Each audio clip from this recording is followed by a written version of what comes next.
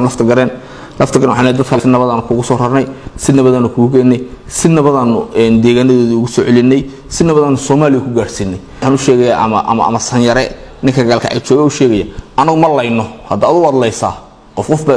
inta sabab sugu xidhay bad laysay anagu ma layno mana dilno in hadhay dhudhuumanaysa ama meelaha wareegaysa si nabada ku baxa aan weyn waxaan isugu nimid inaan warbixin kooban ka bixino shaqadii socotay ayaamahan saad ogtihiin muddadan labada bisha wixii laga bilaabo waxa gobolka Sool iyo degmada Laascaanood ka socday arin nabadgelyada gobolka Sool iyo degmada Laascaanood wax badan laga qabanayo saynu wada ognahay muddooyinkii u dambeeyay deegaanadeena ama 10 sano u dambeeyay deegaankeena waxa ka dhacay arin masiibo ah oo qaran arintaas waxa weeye dilal qorsheysan oo gaar ah Laascaanood oo aan cidna la wadaagin shacabweynaha gobolkeena Sool iyo ummadda islaamka aad bay arinta uga dhiiday talooyin fara badan iyo waxa weeye shirar badan iyo wax isweydiin fara badan iyo arrimo badan oo aanu galnay aanu sugu nimid dadweynaha gobolka Sool shacabka culimada codkarka odayaasha cid walba deegaanka ka tirsan haday culimo noqoto haday codkar noqoto haday odayaal noqoto haday dhalinyaro noqoto haday cid kasta noqoto waxaan talooyin badan baan isla eegnay runtii talooyinkaasi waxay ka fursan waayeen markii dhinac walba loo eegay in aynu runtii noqoto si dhibaatada lagu soo afjiro nabadgelyada arinta dawladda dhaxana waa la wadaagnay madaxweynaha jamhuuriyadda Soomaaliland waa ku mahadsan yahay guddi heer qaran halka uu soo diray oo arinta in laga shaqeeyo ammaan sugista iyo nabadgelyada go'aan runtii wada jir ah oo dawladdu maadaama ay ku khasbantahay shacabkeeda inay aragtidooda fuliso ayaanu ku qaadnay ammaanka marka laga hadlayo ammaanku dadka ma dhaxeeyo ammaanka wax xaq u leh oo waajib ah oo ilaalintiisa leh dawladda muddo ku dambeeyay dad walaalaheena oo runtii muddo in la noolaa oo ka soo jeedo wadanka walaalaha aynu nahay dariska aynu nahay labada wadanka jaarka ah aynu nahay Soomaaliya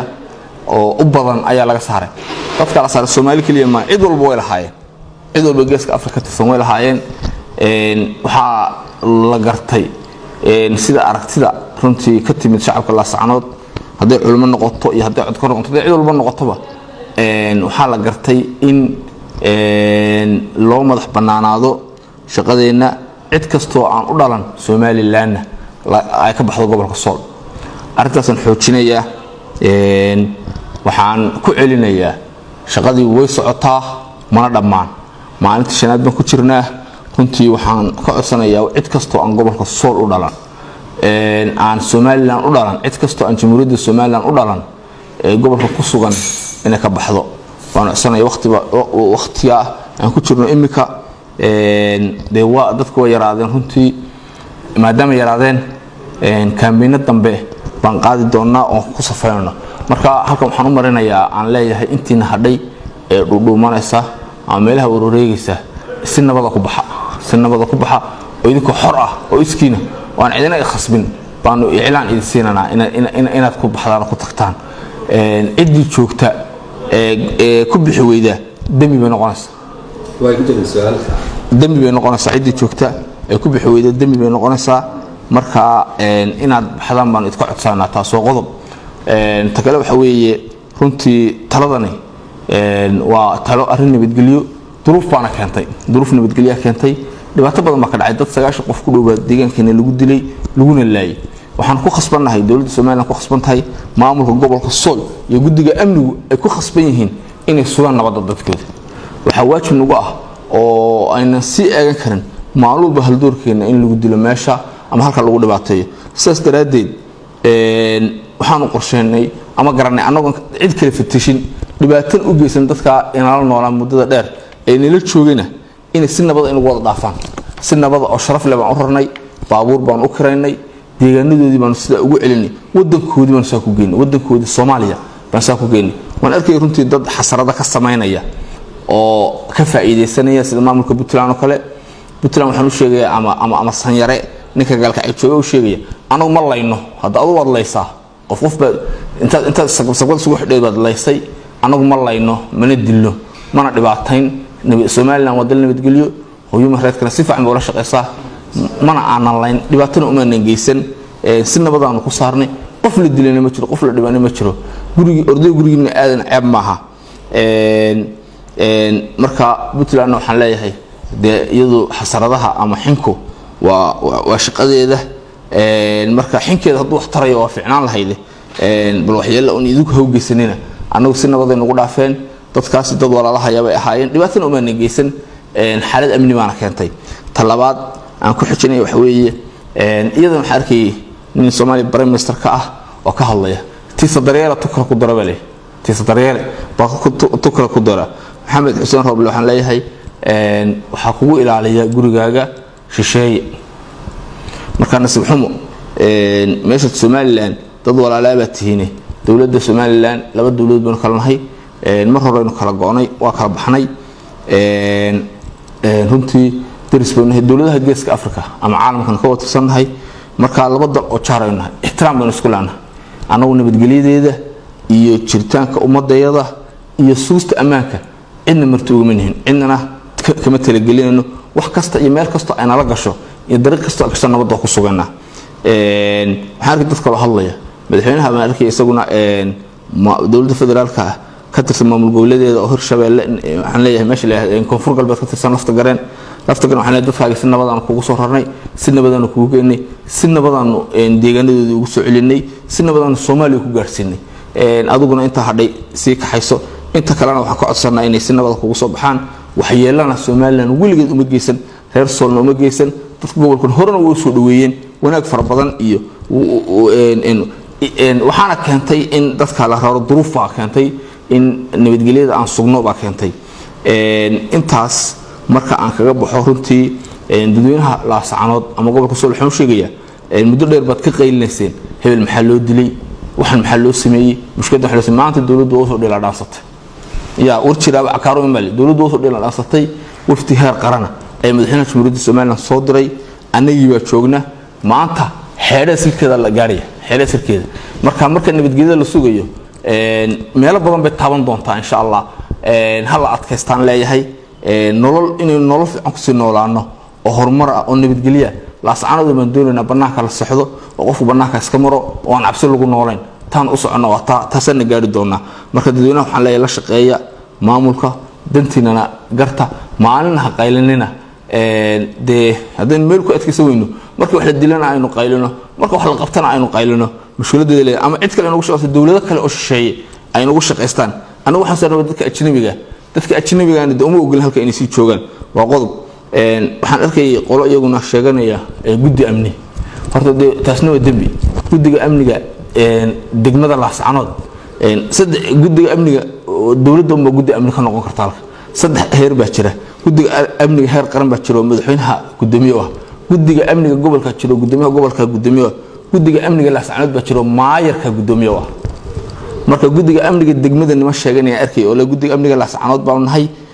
taa waxa u ah saddex qaybood baa u ah ma duqa degmada gudoomiye ka ah guddiga amniga degmada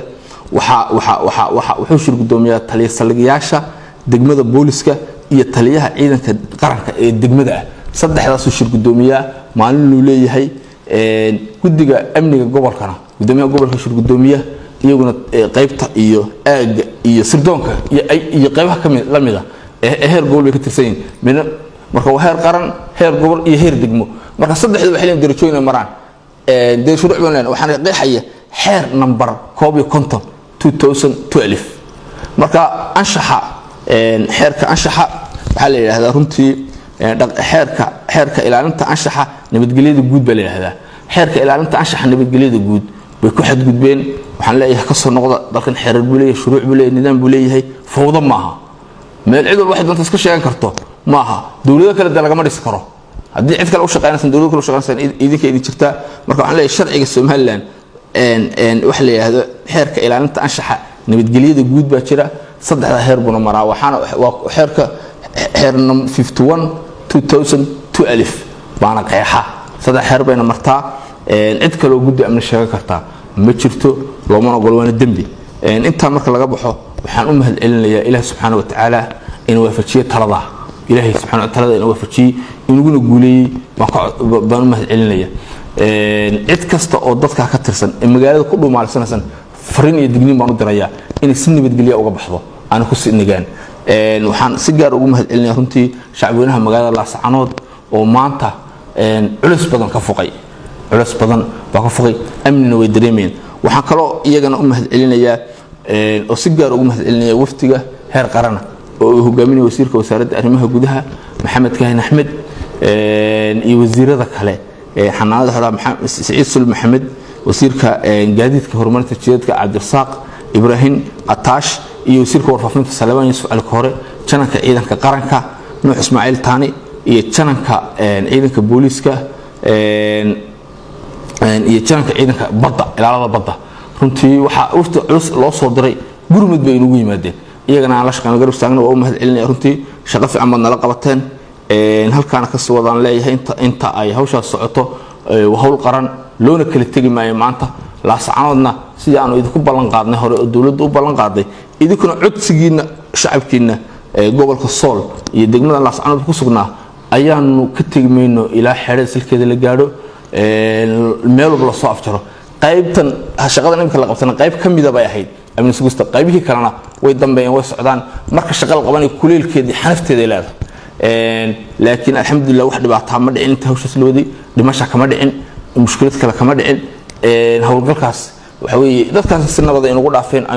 aynu waliba baabuur u saarnay oo inagu aynu isku qarash gareynay nabadgeliyayna ku gaadhin deegaanadoodii aad baan idin salaamay arrintaas waa arrin muhiim ah su'aal muhiim ah